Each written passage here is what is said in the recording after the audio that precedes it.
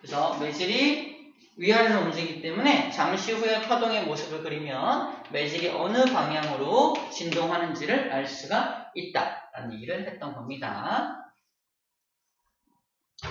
자, 또 다른 그림은요. 바로 맨 밑에 파동의 종류. 이런 용수철 갖다 장난을 쳐본 사람 알겠지만 용수철을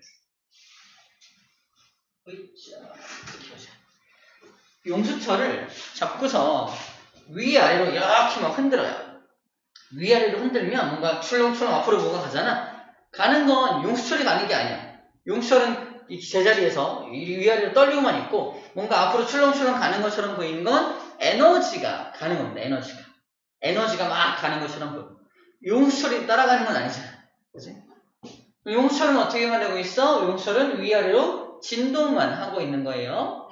용수철파를 전달시켜주는 매질은 용수철이고요. 용수철을 위아래로 진동시켰을 때 체크해요. 진동시킨 방향은 위아래일 때 파동이 진행하는 방향은 오른쪽 방향입니다. 진동 방향과 진행 방향이 어때요? 진행 방향이 서로 수직이죠? 진동 방향과 진행 방향이 서로 수직인 거. 이런 것을 뭐라고 한다? 체크, 횡파라고 불러줍니다. 횡파. 자, 지금 하고 있는 건 파동의 종류입니다. 파동의 종류. 4번이에요, 벌써. 파동의 종류가 종파라는 횡파라는 파동이 있고요. 종파라는 파동이 있다는 얘기를 하고 있는 겁니다. 자, 횡자가 무슨 횡자냐면은 가로 횡자입니다. 가로 횡자인데 언제 쓰냐면 봐봐. 차들이 오른쪽으로 진행하고 있어요. 빰빰. 차들이 오른쪽으로 진행하고 있는데 내가 길을 건너려고 서 있어. 어떻게 해야 돼? 횡단보도를 건너야죠. 횡단보도. 이게 왜 이름이 횡단보도야? 횡단. 횡자가 가로입니다. 가로. 진행하는 방향에 대해서 이쪽 방향, 가로 방향은 가는 방향을 이렇게 가로지를 때 가로 방향이라고 표현하는 겁니다. 그래서 가로 횡자, 횡단보도라고 불러주는 게 바로 이런 이유 때문에 그렇다는 거예요. 그래서 진행하는 방향에 대해서 가로지르는 방향으로 얘가 진동할 때 횡파라고 불러주는 겁니다. 두 번째는 용수철을 이제 위아래로 안 흔들고요. 봐봐요. 어떻게 흔들어요, 이거? 앞뒤로 축축축축 흔들어. 용수철을 이렇게 앞뒤로 이렇게 움직이면은 얘가 촥촥촥 뭔가 또 앞으로 가는 것처럼 보입니다. 앞으로 가는 것처럼 보여요. 그것도 파동이 진행되고 있는 건데 이번엔 진동을 어떻게 시키고 있어? 앞뒤로 진동시키고 있죠. 그치? 진행 방향이 오른쪽인데 진동 방향도 앞뒤로 진동하고 있습니다. 진행 방향과 진동 방향이 서로 뭐예요? 나란하죠? 서로 나란합니다. 아까는 수직이었잖아. 수직이었다면 지금은 나란한 이런 파동은 종파라고 합니다. 종자는 세로 종자입니다. 세로 종자. 그러니까 가로지르는 건 가로 횡자 썼고요. 같은 방향일 경우에는 세로 종자 써서 종파라고 불러주고 있는 거예요. 종파와 횡파를 암기하는 그림 한 장을 준비했습니다. 봐봐요. 그림. 앞으로 횡파는 이런 식으로 그려주세요. 횡파 그릴 거고요. 종파는 이런 식으로 그릴 거예요. 다르죠? 간단하게 표현한 거야. 종파는 위아래로 떨리면서 앞으로 가는 거고 얘는 앞뒤로 떨리면서 앞으로 가는 거니까 이렇게 그릴 겁니다. 자, 그럼 여기서 그림에서 자 그려볼게요. 일단 땅을 하나 그리고요. 여기 물결파를 출렁출렁 그리는 이유는 물결파는 무슨 파이기 때문에 횡파입니다. 체크. 첫 번째 물결파는 횡파입니다. 그림이에요. 물결파 횡파. 그리고 태양에서 빛이 올 텐데 빛도 잘 봐. 빛도 어떻게 오냐? 빛도 이렇게 와요. 빛도 이렇게 옵니다. 즉 전자기파라는 빛도 이러한 횡파의 형태로 온다는 거죠. 체크. 빛, 전파 모두 다 횡파입니다. 그다음 땅속에서 이렇게 쿵쿵쿵쿵 이렇게 가는 지진파가 있어요. 지진파 이거를 S파라고 해요. S파도 노래 잘하죠? S파. 요즘에 이거 드림스 컴퓨터도 안 할게? 아무튼 S파. 이 S파도 여기서 지진파 중에 S파가 여기에 해당합니다. 이 세 가지. 하나, 둘, 셋. 정리하면 물결파, S파, 드림스 컨트롤, 얘는 전자기파. 이 전자기파의 세 가지가 바로 횡파에 해당한다는 거예요. 종파는 두 가지밖에 없습니다. 종파는 두 가지밖에 없는데 첫 번째 종파는 바로 지진파 중에서 앞뒤로 이렇게 하는 거. 이거를 피파라, 피파 온라인, 피파라고요. 그 다음에 사람이 여기 서 있다면 사람이 야호 소리 지를 때 신기한 건 쌤이 지금 내고 있는 음파 이게 이렇게 이거를 이렇게 표현하게 됩니다. 자, 다시 말해서 쌤이 소리를 발생시 소리가 이렇게 가는 게 아니라 소리는 이렇게 떨리면서 귓속으로 들어가고 있는 거예요. 누가고? 따라해. 장동건. 따라해. 안유진이나? 안유진이? 더 아니죠? 드림스 컨트롤. 줄줄 합시다. 그래서 요 그림 한 장으로 종파 2개와 횡파 3개를 함께 암기할 수 있는 그림이에요. 요 그림 기억하세요. 땅속에 S파, P파. 자, 초음파도 음파니까 같은 겁니다. 같은 음파 종류고요. P파라고 쓰였지만 종파에 해당한다라고 이렇게 그림으로 기억하면 되겠습니다. 됐죠? 되네요. 자, 이제 오른쪽 페이지로 넘어갑시다. 소리에 대해서 좀 자세하게 배워보도록 할게요. 소리에 대해서 자세히 배워봅시다. 좀 약간 소리에 대해서 충분히 설명을 좀 많이 해가지고 알 텐데, 봐봐. 소리는 앞뒤로 매질을 진동시키면서 간다며? 그래서 공기의 진동 방향 봐봐. 위아래로 떨리고 있는 게 아니라 앞뒤로 떨리고 있죠? 이렇게 앞뒤로 떨리고 있어. 이렇게 압축되는 공기가 있고 펼쳐지는 공기가 있습니다. 압축 팽창을 반복하면서 귀로 가고 있는 거예요. 압축 팽창. 그래서 빽빽한 곳이 이게 공기가 압축되는 곳을 말하고 듬성듬성 이게 퍼진 곳이 듬성듬성한 곳이라고 말하고 있습니다. 소리가 오른쪽으로 진행할 때 공기의 진동 방향도 나란하게 진동하고 있어요. 나란하게 진동하니까 종파야, 횡파야? 이렇게 종파입니까? 횡파입니까? 종파죠. 종파입니다. 종파예요. 수면 닮지 않아? 안 닮았어? 얘가 더 잘생겼다 이거지? 알았어. 삐졌다. 닮았단 말이야. 그래서 종파라고 돼 있죠. 종파입니다. 됐죠? 이게 소리라고 불러주는 거고요.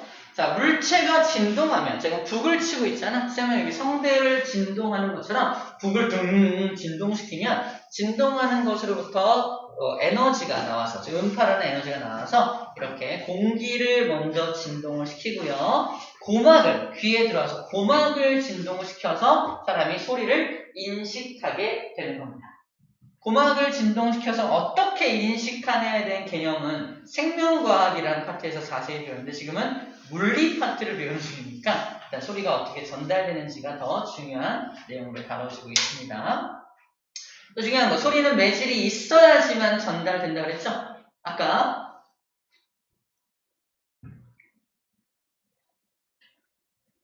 들은 사람, 알아들은 사람, 내가 뭐라 했어요? 너무 빨랐나? 소리는 매질이 있어야지만 전달된다 그랬죠? 라고 말했어요. 그죠? 다시. 들렸죠? 이제 들렸죠? 역시 대단한데? 소리는 매질이 있어야지만 전달돼. 그래서 만약에 매질이 없으면 전달이 안 되겠죠? 그 내용이 오른쪽에 그림으로 이렇게 나와 있는 겁니다. 실험이에요. 봐봐. 밀폐된 용기 속에 벨소리가 나는 휴대전화를 넣어두고 공기를 점점점 빼. 처음에는 소리가 막 들려. 공기를 다 빼내면 소리가. 휴대전화는 울리고 있는데 소리가 안 들려. 그치? 왜 진공에서는 소리가 전달이 안 되기 때문입니다. 이런 실험도 할 수가 있다는 거야. 소리는 언제 제일 빠르다? 그게 됐죠? 소리가 빠른 것은 자 일단 기체, 액체, 고체를 모두 통과할 수 있는데 어디가 제일 빠르냐? 아까 고체가 제일 빠르고 액체, 기체 순서대로 느려진다 그랬죠? 오케이. 그 얘기를 했습니다. 액체 속에, 물 속에서도 소리를 들을 수 있는 이유가 바로 액체 속에서도 소리가 전달될 수 있기 때문이다 라는 말 하고 있습니다. 진공은 소리를 들을 수가 없기 때문에 우주에서는 소리가 전달되지가 않게 됩니다. 알고 있는 내용들이에요. 그죠? 할 수 있습니다. 자, 이제 소리에 대해서 좀 배웠고요. 소리의 3요소 마지막 개념입니다. 소리의 3요소. 자, 보자. 복잡한 것처럼 여러분들 전혀 복잡하지 않아요. 자, 소리는 좀 특이하게 물어봐요. 소리를 무슨 파라고 하죠? 정답. 음파라고 해요. 음파. 이 소리라는 파동은 좀 특이합니다. 지진파는 그냥 P파, S파 이렇게 있잖아. 근데 음파를 가진 소리는 음파라고 부르는 이유가 뭐냐면 음을 가진 파동이기 때문이에요. 음이 뭐냐면 도, 레, 미, 파, 솔, 라, 시, 도, 레, 미, 파, 솔, 라, 시, 이 옥타브 성공했어요. 이렇게 음을 가지고 있기 때문에 특별하죠. 음을 가지고 있는 파동입니다. 세번가 그러면 처음에 도 했을 때보다 마지막에 또 이렇게 어떤 게 힘들어 보여요? 마지막에 힘들어 보이죠? 에너지가 훨씬 더 많이 들어가는 게 고음이에요. 고음. 높은 음일수록 에너지가 훨씬 더 많은 겁니다. 힘들어. 그래서 이렇게 음을 갖고 있다는 게 봐봐. 도는 도 진동을 별로 많이 안 하는 거야. 도 맨 끝에 진동을 엄청 하는 거야. 그래서 진동수가 많을수록 에너지가 훨씬 더 많다라고 생각해주면 됩니다. 여러분들 경험해본 적 있어요? 앞에서 선생님이 자 지금부터 소리의 3요소를 설명할게요. 한번 높음을 막 얘기를 합니다. 졸려 안 졸려? 그래도 졸리죠. 그죠? 그래도 졸린데 선생님이 앞에서 자, 지금부터 소리를 설명할게요. 잘 들어봐요. 오늘 조는 사람 아무도 없어. 이제 벌써 졸고 있어. 이렇게 낮은 음으로 설명을 하시면 엄청 졸려요. 이거 뭐냐면 낮은 음일수록 에너지가 별로 없기 때문에 그렇습니다. 그나마 높은 음으로 막 설명을 해줘야 그나마 좀 덜 졸려요. 그죠? 근데 낮은 음으로 설명하시면 너무 졸린 게 에너지를 막 뿌려주는 에너지가 별로 없기 때문이라고 생각해주면 됩니다. 아시겠죠? 처음 선생님이 말한 게 뭐냐면 높낮입니다. 방금 말한 게 높낮이를 음이라고 음을 가지고 있다. 음입니다. 음을 결정하는 건 뭐다? 체크. 진동수입니다. 진동수가 많으면 높은 음이 되고요. 진동수가 작으면 낮은 음이 되는 겁니다. 자, 요 소리하고 요 소리 중에 진동수가 많은 건 얘죠. 그러니까 얘가 높은 소리가 되는 거고 얘는 낮은 소리가 되는 겁니다. 높다, 낮다라는 건 음의 높낮이를 말하는 거고요. 이게 소리가 크다, 작다라는 건 좀 다릅니다. 쌤이 매우 작은 소리를 내볼게. 이 작은 소리다. 엄청 큰 소리 내볼게. 뻥이야. 쌤은 장동건이야. 아무튼 큰 소리. 작은 소리, 큰 소리는 이거는 진폭이 결정합니다. 엄청 큰 소리는 진폭이 엄청 큰 소리. 진폭이 작죠. 이게 0에서 작죠. 이만큼밖에 안 돼요. 진폭이 작잖아. 근데 엄청 큰 소리는 이렇게 올라가요. 보여? 이만큼 올라가면 큰 소리가 되는 거고요. 이렇게 하면 작은 소리가 되는 겁니다. 아까 물에다가 요만한 돌 떨어뜨리면 출렁 하듯이 이만한 돌 떨어뜨리면 붕덩 하는 것처럼 에너지의 크기를 말하게 되겠죠. 자, 진폭은 뭘 결정한다? 바로 큰 소리, 작은 소리를 말합니다. 그래서 소리의 세기입니다. 소리가 세다, 약하다는 크냐, 작냐를 의미하고요. 진동수가 많냐, 진동수가 적냐는 높냐, 낮냐라고 표현합니다. 음이 높아, 음이 낮아 라고 표현하는 거예요. 마지막 하나입니다. 지금부터 자, 기원이가 용기 있게 쌤을 좀 도와줘야 돼. 쌤이랑 똑같은 음을 내줘야 됩니다. 왜? 해봐 좀 도와줘. 큰일 났다. 좀 도와줘. 수업에 도움이 되는 거야. 누가 줘? 자, 자원 잡았습니다. 도와줄 사람. 서로 선대만 말하지 말고. 서로 안 하는데. 정말. 좋아요. 그러면 이게 있으려나? 자, 그럼 어쩔 수 없다. 서로 안 도와주려고 하니까.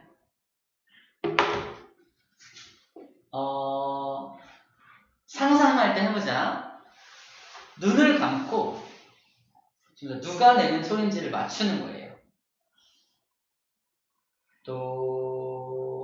미를 도레미에서 똑같이 누가 미를 맞춰서 미 맞췄어. 눈을 감았어. 내가 미고 얘가 미야. 똑같은 미인데 좀 다르죠?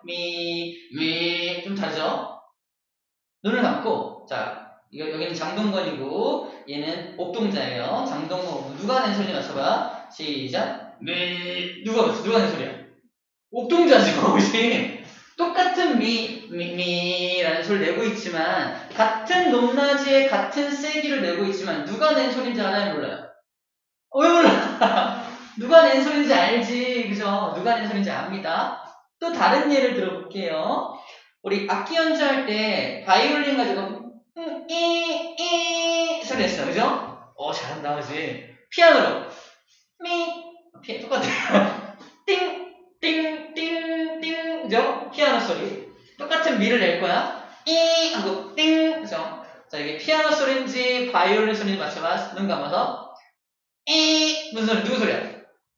피아노 바이올린 소리죠. 똑같은 높낮이와 똑같은 세기를 내더라도 어떤 악기인지 구분할 수가 있습니다. 그죠? 그게 왜 그러냐면은 이겁니다. 파동의 형태가 악기마다 달라요. 파동의 형태. 요게 파동의 형태. 얘는 이런 파동의 형태를 갖고 있어요.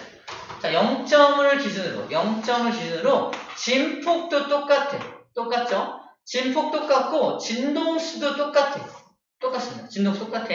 근데 누가 낸 소리인지 알 수 있습니다. 그죠? 바로 파동의 형태가 조금씩 다르기 때문이다 라고 말합니다. 이걸 파동의 형태에 따라서 다양한 소리가 난다라고 말하고 있는 거예요.